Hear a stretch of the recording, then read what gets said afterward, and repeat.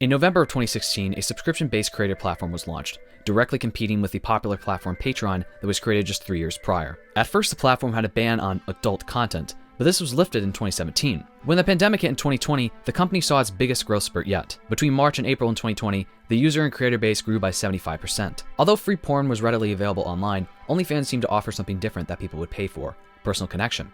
Subscribers could directly message creators and seek companionship and intimacy. OnlyFans, also commonly referred to as OF, became one of the biggest platforms for subscription-based adult content. In 2023, it was reported that OnlyFans had over 305 million users worldwide.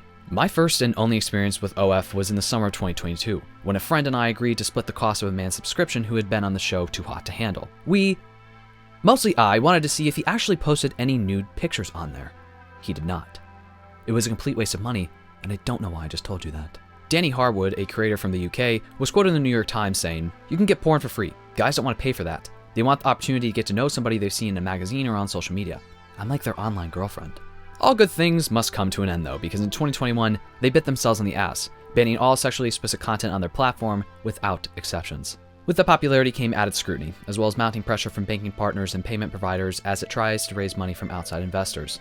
Some investors have expressed reluctance to invest in a company so closely affiliated with sex work, even though the business is on track to more than double its sales this year. Skylar, an adult content creator from Ontario, told Bloomberg, "I think it's awful for a platform to build their name and fill their pockets using sex work, and then turn around and drop sex workers." Mere days after the announcement, the company reversed its decision. They posted a statement to Twitter on August 25th, 2021 saying, "Thank you to everyone for making your voices heard. We have secured assurances necessary to support our diverse creator community and have suspended the planned October 1st policy change. OnlyFans stands for inclusion, and we will continue to provide a home for all creators." Money is the biggest motivator. OF in general has had a controversial history. For one, just like other parts of the adult entertainment industry, the platform has had problems with CP. Just last summer, Reuters documented 30 complaints in US police and court records that child sexual abuse material appeared on the site between December 2019 and June 2024. These case files examined by the news organization cited more than 200 explicit videos and images of kids. In one high-profile case, a 22-year-old man was able to evade the platform's age verification system by setting up an account in a woman's name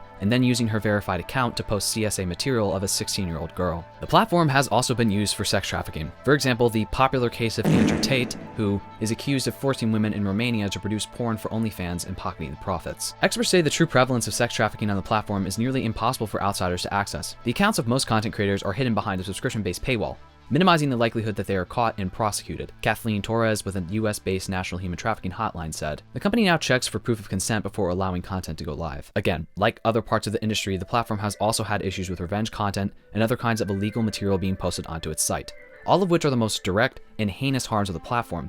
But the platform has also had a huge impact on the adult entertainment industry and our culture as a whole. Like the sudden accessibility and subsequent popularity of online adult video websites in the late 90s, it's been widely debated as to whether OnlyFans has had a positive impact on our society or a mostly negative one. The public face of OnlyFans is CEO Kelly Blair, an Irish lawyer and self-described feminist. People flock to OnlyFans, she says, because it offers ethical porn, although she prefers not to use what she calls the P word. Many people have claimed that OF has revolutionized sex work in various ways, including putting the power in the hands of the actors, then in the executives and producers, who often exploit their actors like a pimp would. In the case of OF, the company takes 20% of the creators' earnings, while creators take home the rest. Wow, that's a lot better than YouTube's 50-50 split. The decentralization of the industry is giving workers more power, said Heather Berg, a lecturer in gender studies at the University of Southern California who studies labor issues in pornography. "It's now so easy to produce and distribute your own content that workers are a lot less dependent on the boss." Melissa Gira Grant writes in her book Playing the Whore, as reported by NBC, that people who think they have sex workers' best interests at heart don't get the full picture, she said. For instance, she said, activists lobbied to shut down the Craigslist adult services section in 2010. Arguing that it encouraged prostitution and exploitation of women. Gira Grant says the section gave sex workers the opportunity to run their own businesses and protect themselves by screening their clients, free from the grips of pimps. Through such demands, reformers take away from sex workers the power to make these decisions about their own labor, she writes. She says activists describe sex workers in these classified sections as being sold, adding, they cannot fathom that the person in the ad could be the seller herself. YouTuber Kat Black, in her video about the infamous Bop House, discusses how women before OF had to work at the behest of producers, often under poor conditions and with bad pay. It's worth noting that exploitation like this obviously still exists. However, the structure of OF offers a different, and some argue, better option than adult actors once had. Kat mentions the Playboy Mansion as an example of this exploitative dynamic. The Independent reported on an A&E documentary about Hugh Hefner and his Playboy Mansion, Secrets of the Playboy Mansion, saying that in the documentary, one of Hefner's girlfriends, Holly Madison, explained she was once afraid to leave the Playboy Mansion because she feared a mountain of revenge porn would come out if she did. According to Madison, on nights out, Hefner would take all kinds of naked pictures of these women when we were wasted out of our minds. Also in the docuseries, former playmate Susie Krabacher alleged that Hefner drugged her and took advantage of her. In a Guardian article, Hefner's third wife, Crystal Hefner, who was 26 when she married the 86-year-old Hefner, said that the girlfriends had to be home every evening for a 6 p.m. curfew and none were allowed to work. Hefner would make them queue up to receive a weekly allowance. When Crystal led a season of the hit reality show The Girls Next Door, which followed Hefner's girlfriends about their synthesized daily lives, his production company received $400,000 an episode and she received nothing. I realized I had no freedom. Everything was based on Hef's schedule and I never got a say, which, she coughs discreetly, is the opposite of the liberation and freedom that supposedly Playboy was meant to be about. The accounts of performers being taken advantage of in various ways doesn't just stop at the most notorious example. Mia Khalifa, one of the most infamous names in the industry from the past decade, said in a post to Twitter in 2019 that she received about $12,000 for about a dozen shoots over 3 months before she left the industry in early 2015, and never a penny again. Khalifa told the Washington Post following this that she left the industry because she was living in shame. I was never promised millions, nor do I expect it. I'm just clarifying common misconceptions about me and in turn about the industry, she later wrote. No amount of money would make it worth it. When Khalifa decided to join OF only 2 years after this, people were confused. Fast Company reported that Khalifa initially joined to raise money for the Lebanese Red Cross after an explosion in Beirut killed more than 200 people. She says, I just really started enjoying my time on the platform. My favorite part is the community. I used to have so much shame surrounding my past in the adult industry in general, to the point where I resented anything that had to do with it. It all comes back to consent. These women are doing what they're doing independently, not with predatory companies. That's where my shift was. I've come to realize that there's a difference between ethical and unethical ways to consume porn. On top of this, Khalifa doesn't actually post nudity or sexually explicit content on her OF. But some people on Twitter just prefer to talk out of their blue checkmark asses than leave the app to fact check something. For Khalifa and plenty of other women, being a part of the adult entertainment industry was not empowering for them. Sophia May brings home about £35,000, $44,000 a month. I honestly wouldn't look back, she told Reuters. Even so, says May, it's a mistake for OnlyFans to treat porn just like any other content, because of the risk involved in producing it. Probably the biggest thing is all the mental toll it takes on you, she said. You are seen as an object. You are seen as a piece of meat. Today we will go through the arguments in favor and against OF and sex work as a whole, as well as the latest controversies that performers have been in and how they furthered ruin the image of the platform for the general public. Yes, this will include the infamous 100 men in one day stunt, which has unfortunately inspired many copycats, like the 100 men versus 1 gorilla snuff video. I've never seen so much blood and semen in one place before. It's not okay.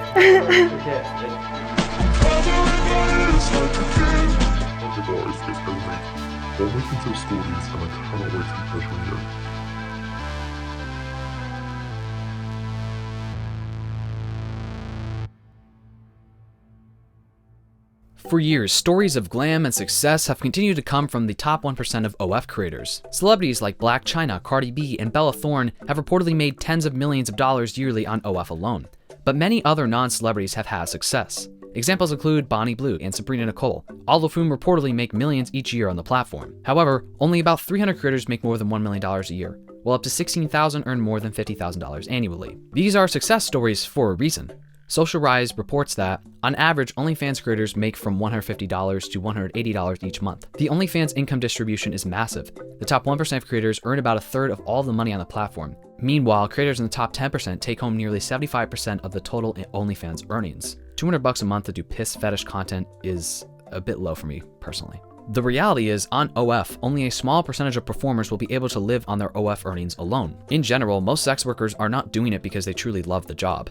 Rather, they are forced into it due to certain economic or social positions. People are too busy arguing about the morality of adult films and prostitution to care about the workers who actually need help. I'd highly recommend that you check out this TED Talk from an escort who discusses what laws sex workers actually want. Although the video is 8 years old, her views, such as the opinion that sex work should be decriminalized and not legalized, still seem to be held by many sex workers. The Socialist Feminist Working Group of Democratic Socialists of America wrote, "We are well aware of the role of bosses in capitalism and do not propose decriminalizing managers as an attempt to grant managers workers' rights. Instead, we do so because we understand that criminalizing managers for employing sex workers ultimately results in criminalizing sex workers themselves, in the same way criminalizing managers who employ undocumented migrants ends up criminalizing undocumented people.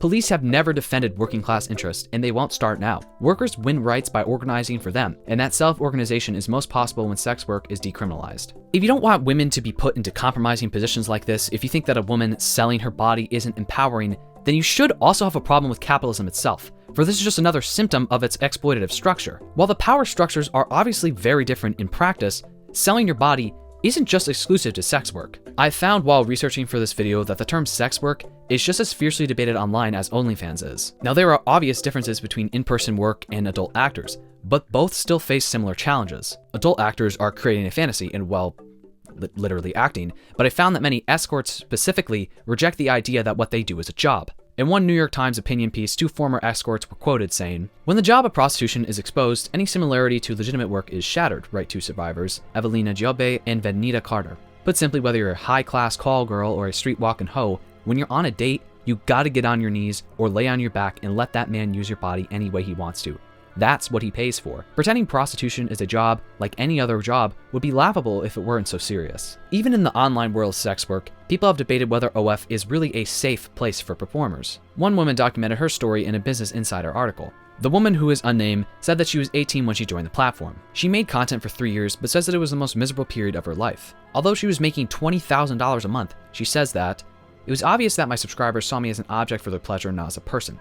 It was awful being constantly sexualized to such a dehumanizing level." One escort, who is a former OF model, Tilly Lawless, wrote for The Guardian in 2021 saying, "OnlyFans not only brought my work into every moment in the same way escorting does, with your phone buzzing with a "you available" text at every hour, but it also brought my work into my bedroom, and into things I had before only done for personal pleasure." Lawless continues, describing her grievances with the platform as an in-person worker, saying, "OnlyFans doesn't like in-person sex workers because it doesn't want to be held responsible for people soliciting prostitution. So if you do full-service sex work outside of OnlyFans, regardless of the legality, your account can be shut down and your earnings seized." On the other hand, many women have found OF to be a particularly appealing platform for themselves. Shelby Seal, 21, of Santa Cruz, California, is in the top 0.25% of creators on OnlyFans. "My fans have definitely made me feel more secure and confident in myself. It's empowering." For some, they argue that by reclaiming the objectification that women have been subjected to by men and using it as a means to make money is feminist and empowering. For others, though, sex work is inherently exploitative and not a job that women should have to subject themselves to.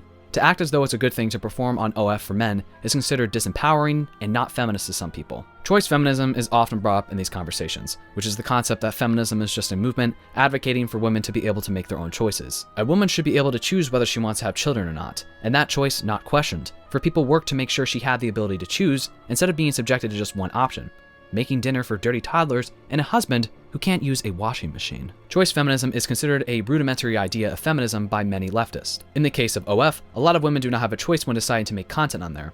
It's a matter of paying the bills or not for them. However, to argue that everybody who makes adult content is being subconsciously coerced or has no choice in the matter would be taking away some of these women's agency. At the end of the day, people want to blame adult performers for the degeneration of society, but no one wants to talk about the companies, like OF, that benefit off of their exploitation, or the consumers of the content that abuse and sometimes even stalk and assault these women. Instead of shaming them, we should be more focused on improving the conditions and listening to those who are forced to, or even choose to, put themselves in these positions, whether it's on the streets or on a black couch. However, all that being said, we cannot ignore the many problems that have come directly from the popularization of OF. The author of Pornland, Gail Dine, says, "OnlyFans is really just an extension of sex webcamming. It combines the sexual exploitation of mainstream porn with the economic exploitation of the gig economy." As I discussed at the beginning of the video, the adult industry as a whole faces many serious problems. We saw this in the wake of Pornhub removing troves of content from unverified users after credit card companies removed themselves as payment options on the site. OF, while facing many of the same problems that Pornhub has,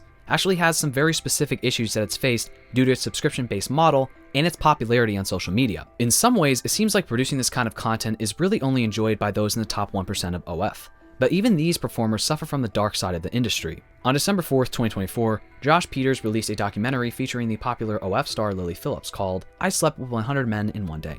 We've all heard about it by now. Well, maybe you haven't. Good for you. The title of the video speaks for itself. Lily Phillips is a very popular OF creator from the UK who has over 3 million likes on her page. Months before this documentary was released, she had announced her plans to sleep with 100 men in one day, which, unsurprisingly, shocked people. In November, she also announced her plans to break the current world record by sleeping with 1,000 men in one day. It seemed that she wouldn't be able to complete her initial February 2025 timeframe for this stunt, though. Things changed after she pulled this first stunt with 100 men. In the documentary, multiple concerning aspects surrounding the whole ordeal were relayed to us in stark words. The documentary starts with Peters asking Phillips about her income, her feelings on the challenge she was embarking on, and more, while Phillips gives him a tour where she reduces her content and how. Well, without all the details. About halfway through, Phillips shares that the STI tests that her team did on the men were not 100% foolproof, and that some men did not even submit medical information, though they prioritized those who did. I think we've got about 50% of them confirmed. And then you're checking that they've done an STI test? Yeah, so prioritizing guys who have STI tests. They have to screenshot the results kind of thing. But this is the thing with it, like you can never 100% know if they've had an STI test, and even if they had, they could have slept with 10 girls in between the test and things like that. It's not. Soon after, Phillips is told by Peters that HIV can be transmitted orally, something that Phillips was not previously aware of. What if they had HIV? Is that where it comes from? The spunk in the mouth? It can. Oh, really? See, I've never really thought about that. Beyond this, Phillips also shares that her and her team did not complete background checks on any of the men who lined up for a few minutes with her. Have you done anything to make sure there's not someone with a criminal record, for example, coming down? We actually have not, no. Concerning is an understatement. It's clear that the reasoning for her pulling off this stunt, while Phillips admits that this was always a fantasy of hers, is really for virality. OF, minus the fluids, is not too dissimilar to platforms like TikTok and YouTube. In a world where we're all competing for people's attention, where Mr. Beast is locking people in cages for 6 months to top his last video, it's not surprising that adult performers would also try to cash in on this attention market. There were real men who signed up to do this with her. What does this say about them? What does this say about the people who subscribed to her page soon after this video was published to see it for themselves? OnlyFans is perceived as a safe, consequence-free way to sell sex and homegrown porn that empowers women, but it is anything but. The content remains on the internet forever. It also has an effect on male consumers. Men are literally ordering exploitative sexual scenarios from women in order to fit their violent and abusive fantasies. To think that this can have little or no effect on men in the real world is as stupid as it is irresponsible. With many brothels closing down or going bust during the pandemic, it would be surprising if men with an eye on how to make money from exploiting young women didn't turn their attention to OnlyFans instead. Phillips isn't the only one who has pulled stunts like this off. The current world record holder for most people slept in one day, Lisa Sparks, admitted on her website. To be completely transparent with you all, this event is the one thing I regret doing in the 21 plus years in the porn industry to this day. This was also the only job I agreed to perform strictly for the money. Bonnie Blue, another very popular OF creator from the UK, apparently slept with 1,000 men in 12 hours, although this has not been third-party verified. Towards the end of the documentary, Phillips begins crying after successfully sleeping with 100 men. Lily goes off screen for a bit and then elaborates more on her feelings. If you haven't spent enough time with them and feeling like you didn't give them a good time because they only got 2 minutes. I think sometimes feeling so robotic, by the 30th, when we're getting on a bit, I've got a routine of how we're gonna do this, and it just, sometimes you'd disassociate and be it's not normal at all. In my head right now I can think of 5, 6 guys, 10 guys that I remember, and that's it. The most concerning part of this by far is how Phillips describes disassociating during it all, saying that she only remembered a few of the men that she had been with. Bonnie Blue commented on Lily's feelings towards the end, saying, "Seeing someone cry after content is not nice, and not everyone is cut out for these circumstances, so I really wish her all the best." Content. Such a bland, denatured word for a woman left bruised, sore, and raw from repeated penetration. Bonnie Blue hasn't been without her fair share of controversy either, though. Recently, she's been receiving attention for all the wrong reasons. You see, Bonnie Blue is 26 years old, and as of late, she's been going to schools in the UK looking for 18 and 19-year-old boys to be a part of her content on OF. Targeting 18-year-olds was a deliberate business decision. Bonnie Blue explained to the Mail Online, "The teen category has been the most searched category online for a very long time. People have always done schoolgirls, and I was like, there's a gap in the market for someone being with a schoolboy. From a business point of view, I knew there was a massive gap that I could exploit. And sleeping with 18-year-olds makes the content a lot more relatable to the subscribers, who are younger." Where do I even begin? Teen content, regardless of gender, is messed up. We all know that the people watching it are not actually the same age as the teen or teens in the video, and the power imbalance between the performers in these kinds of videos makes it inherently predatory and gross. The thing is, in some free-to-watch adult videos, the teens are actually just people who look young. Still gross, but it's totally different from being an actual 26-year-old prowling around schools for actual teenagers to bone. Not only that, but she's asking these barely adults to consent to a video of them losing their virginity being online forever. As an adult content creator, I want to educate late teens on how to have fun, stay safe, and enjoy a healthy sex life without worrying about the judgment and shame the older generation likes to push about sex. Blue also added that she loves taking virginities. So the only way to educate young adults on sex is by taking their virginity and filming it? Girl, please. Diminishing Phillips' emotions at the end of this documentary is just the cherry on top of this steaming pile of horseshit. It seems that Lily Phillips' challenge has even inspired copycats. For real this time. In fact, her friend and fellow OF creator, Wisconsin Tiff, did her own challenge called the Backdoor Challenge, which she had to get surgery following. I thought it would be a fun idea to let 50 guys in my back door with my friend Lily Phillips because, you know, we like to do crazy stuff, she said.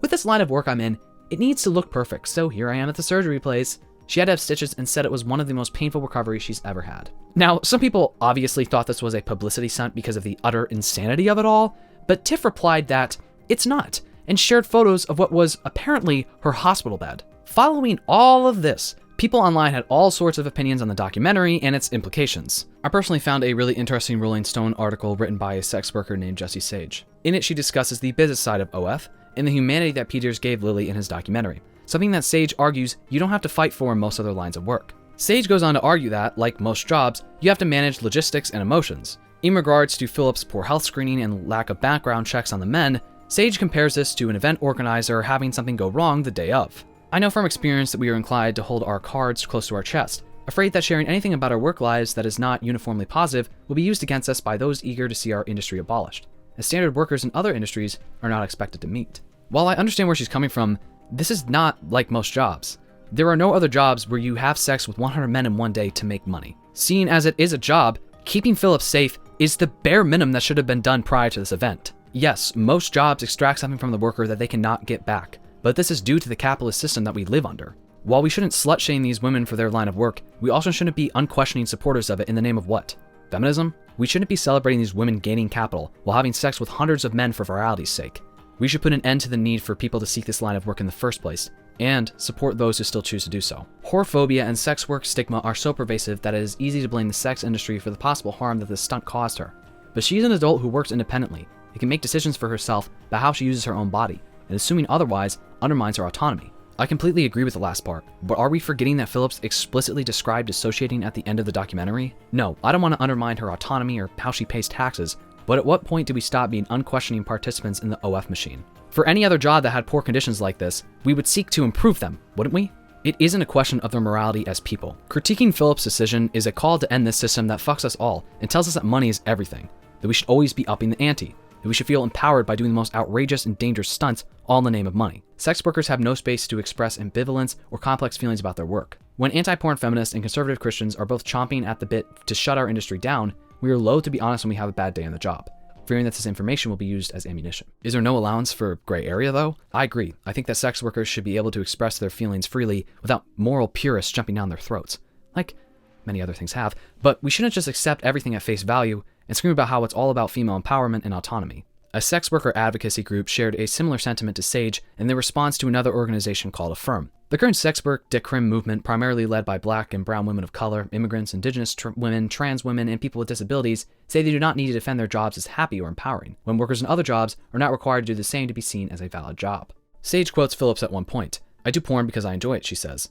"I've only ever felt empowered by the fact that I'm making money off something that all guys are going to do anyway. All guys are going to sexualize me anyway." If I may say it, this all has a neoliberal twinge to it. Everyone should just be able to make their own choices in a free market, and we should never have a problem with it. A lot of people who are unquestioning defenders of the sex work industry never actually talk about the systems of oppression that allowed things to get this bad, namely patriarchy, capitalism, colonialism. No one ever asks a question of why sex work exists in the first place. Obviously, I think it goes without saying that I support sex workers, including all of these women that I've discussed so far, and their right to do it. But I don't support the idea that sex work can exist without questioning the conditions that created it. Furthermore, if you seriously, unwaveringly support all adult creators, even when they're targeting literal teenagers, then you're just stupid. Far from attempting to preserve it, hoping the invisible hand of the market will regulate women into safer conditions, social feminists should instead attempt to smash the sex trade along with every patriarchal vestige in order to transform society and end gender and class oppression. Esperanza Fonseca wrote in her Medium blog, Proletarian Feminist, in 2020,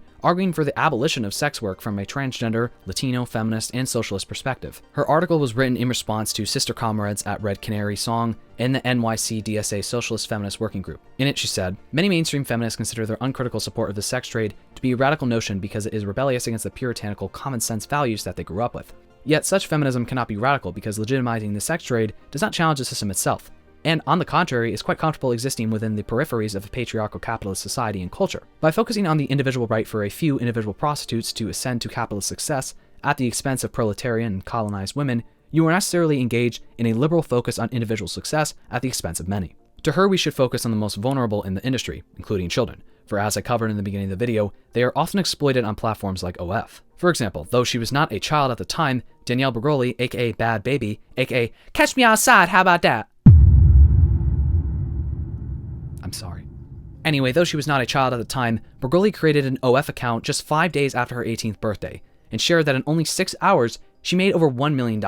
Now, she didn't post anything explicit or nude, but the fact that she made $38 million in her first few months on OF when she was freshly 18 is disgusting at best. It's not surprising that Danielle Bergoli made this decision at such a young age, since according to multiple different sources, Danielle's mom has been trying to get her on Dr. Phil since she was 4 years old. Her mother was successful when Danielle was only 13, and the viral Catch Me Outside moment was created. Since then, Danielle's entire life has been in the public eye. She's barely known a life outside of the public scrutiny. One could argue that Danielle was allegedly groomed for this moment. In a tale not so different from Danielle's, 17-year-old Piper Raquel has also been in a lot of controversy as of late due to her involvement with a new content house called The Bop House. Although to call it her involvement is wrong, since like I said, Piper is only 17 years old, and The Bop House is a content house filled with adult OF creators. This is a relatively new concept, having just been set up in December after being founded by OnlyFans star Sophie Rain. Since its inception, Rain has teamed up with other Gen Z creators. The models range in age from 19 to 24. Like other content houses, the Bop House is simply a group of young creators living under one roof, producing endless hours of content for their subscribers. Created this past December, Elle reported that between all of the members, at the time, they had collectively over 33 million followers. Bop nowadays doesn't mean a catchy tune. Rather, in this instance, it means baddie on point. Work, girl. The concept of a creator house essentially involves a number of influencers or content creators coming together and renting a large and fancy house. However, it's not only exclusive real estate, but also an online collective which relies on the members sharing and appearing in each other's content, a key success strategy in the digital realm.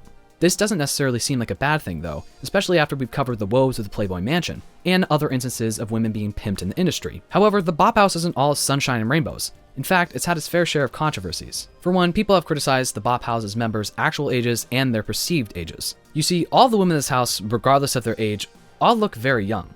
Reportedly, they are all making millions of dollars a year on OF. While they are, in a way, profiting off of child exploitation, unfortunately, this problem is just a symptom of the adult industry and what kind of content sells. The worst thing these women have done, though, is recruit 17-year-old Piper Raquel to be featured in their TikToks on the Bop House's official page. Now, I don't really see why I need to explain why this is wrong, but I will anyway.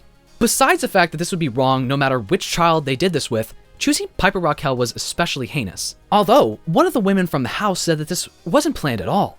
Apparently, they ran into Piper at the mall and just decided to make some TikToks together.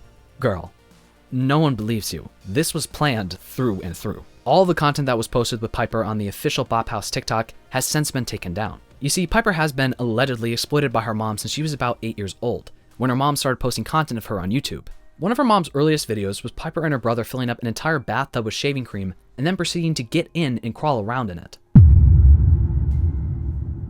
Another video posted when she was 12 is titled, "My crush reacts to my Fashion Nova outfits challenge. First date prank." Another at the same time, "Recreating viral TikTok couples photos with my crush. Kissing challenge." By 2018, her online popularity had boomed with the help of her momager, Tiffany Smith, who managed to enlist several other fellow child influencers to start collaborating on videos. Referred to as The Squad, the group began pumping out content. 4 years later, 11 former Squad members sued Smith for $22 million, alleging they suffered emotional, verbal, physical, and at times, sexual abuse while creating content from Raquel's channel. One plaintiff said Smith mailed several of Raquel's bras and underwear to an unknown individual who liked to smell this stuff.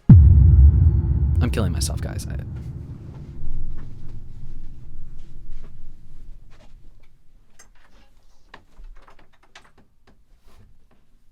People reported that the lawsuit ended in October 24 with a $1.85 million settlement. For years, Piper's mom has been managing all of her social media accounts. A scroll through her Instagram will, hopefully, leave you disgusted, for a lot of Piper's videos and photos are extremely suggestive. Within her comment section, it's not hard to find replies from men who are a lot older than her, leaving predatory comments. A simple Reddit search led me to find a post on a subreddit called r/Piper with hand-selected photos of Piper. Another post consisted of multiple photos of her on the subreddit r/hot YouTubers. One comment read, "Piper is elite, one of the only ones I'll follow into the higher levels." Okay, I'm really going to do it this time.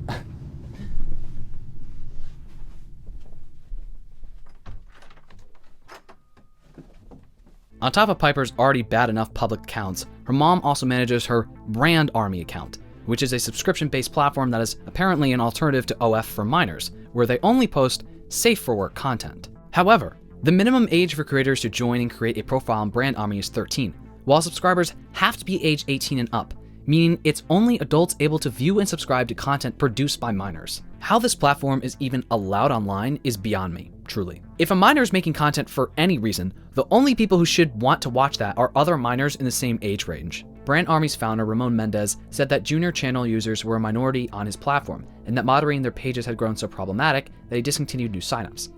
"We've removed thousands of pieces of content," he said. "The parents' behavior is just disgusting. We don't want to be a part of it." Here's an idea. Don't allow minors on your platform at all, and don't create an easily accessible source of exploitation for their adults in their lives. Sickening, seriously. Piper's Brand Army account, while likely putting me on a watch list, has a photo of her in a bikini for her profile photo. Her mom has 3 tiers available for her, from $25 to $100 a month. Attached to the tiers are photos featuring her in suggestive animal costumes. The Platinum Plus tier benefits are listed as receiving 1 full photo set at the first of every month, a free set of your choice to unlock on your birthday, free DMs, full access to live streams, and the only tier that can request custom looks, free BTS, and biggest discount access to unlock all photos. This is a girl who's been exploited for almost her entire life, allegedly. It's only natural that the next step for her would be creating an OF account as soon as she turns 18. This is why the Bop House's actions were truly disgusting. They were not just making TikToks with her, they were exploiting her. Some of the women in the Bop House are barely older than Piper. Now, this doesn't mean that I'm discounting their agency or their responsibility as adults, but I'm just saying that some of them are barely adults. Is it surprising that they don't see an issue with making TikToks with this 17-year-old girl?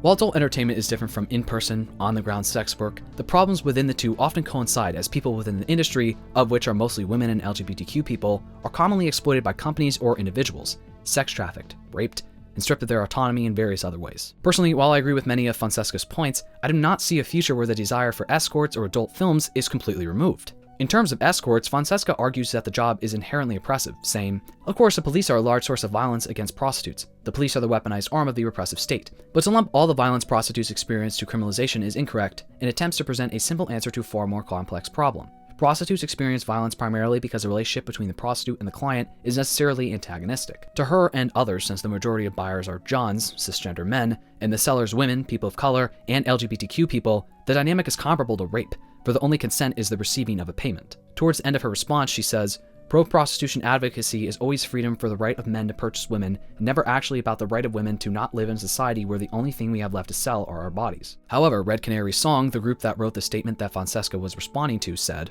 "Equating all sex work to sexual exploitation is harmful to people in sex trades, because it makes it so that we are unable to organize against specific forms of exploitation that we experience in our day-to-day jobs." Of course, we're talking about in-person sex work, not adult films. And while the two are obviously different, they're not entirely dissimilar. One could argue that a woman like Lily Phillips being in charge of her own business and calling all the shots is empowering. While it is certainly much better to be in charge of your own situation and to make the consensual choice to engage in this line of work, Phillips' success is based on the backbone of those who are commonly exploited on OF. Is Lily Phillips or Bonnie Blue or Sophie Rain just the CEOs of a company that exploits its lower workers? Not really, they're just the top 1% that actually got somewhere. The real exploiters are those in charge of these companies, who make their money off of the pain and suffering of some of their creators. Prostitution will always retain its class character, offering scant benefits to those few at the top, while imposing its most brutal forms of expropriation and violence on those at the bottom.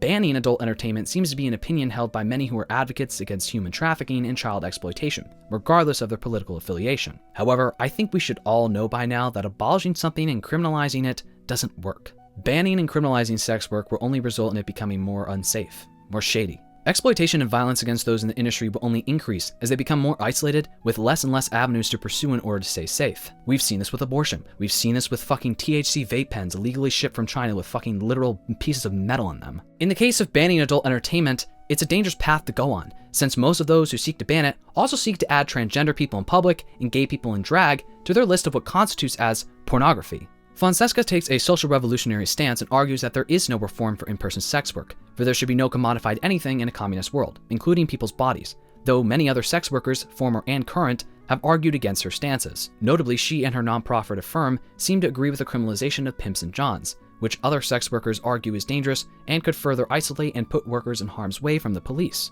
As a prison and police abolitionist, I'd have to agree, since I personally believe that criminalization in any form from the police is a reductive and oppressive answer to systemic failures, such as people having no other option but to become sex workers. People in this line of work, be it online or in person, are not sluts, whores, criminals, depraved, whatever negative way you want to describe them. They are people. How revolutionary and brave for me to say that. I know, right? But there are so many people who genuinely don't even view sex workers as human beings. They don't deserve to be shamed or criminalized for what they do. They need support and better conditions. Maybe in a perfect world, no one would ever need to do this line of work, but until then, we have to work with what we have. Even if it were a perfect world, I find it hard to believe that no one would ever choose to have sex for money, be it filmed or not. They are not all victims who need to be saved. To many sex workers, the people in the industry need rights, not rescue. However, where does the line end between support and unquestioning idiocy? I have no fucking idea. I obviously don't know the answers to how or why OF has turned into a cesspool of crazy and dangerous stunts, or how we fix the issues within the industry. All I know is that capitalism permeates all sources of revenue, and until we end that, we may never be able to end the issues that those in the industry face. OF will continue to benefit from workers putting themselves or being put in harm's way for money. While it's a better option than workers have had in the past, OF really is just another big pimp. And that concludes today's episode of Capitalism is the root cause for every single problem in the world. No, seriously, it is. Videos like these greatly benefit from those of you who comment and share your thoughts and experiences. I obviously don't want to use the comments as a shield for any inaccuracies I may have in my videos or whatnot, but I do like them to be a place where people outside of my experiences can speak. If you've ever worked in the industry in any way, I'm especially curious to hear what you thought about this video, because I know how important it is to hear what you all actually want. Anyway, that's it for me, and that's it for this video. Like I said, comment down below anything you want to comment down below. If you like this video, give it a thumbs up. If you like me, you can subscribe. I post videos about whatever I feel like talking about, so if that sounds like your thing, make sure to subscribe and turn on the notification bell so you know when I post a video. Before the video ends, I want to give a special shout out to my Patreon members who are part of my Alpha and Delta tiers. Thank you so much to Sokova Salts, Romana Zhuravko, Mail Strange Items, and Dallas Andrade. I truly do appreciate your continued support. It means a lot to me. Thank you so much for choosing to support me. Thank you so much to all of my Patreon members. If you want to become a member, the link will be down below. Anyway, yeah, I really hope you all enjoyed this video, but more importantly than that, I really hope I see you in the next video. You'll be there, right? Right?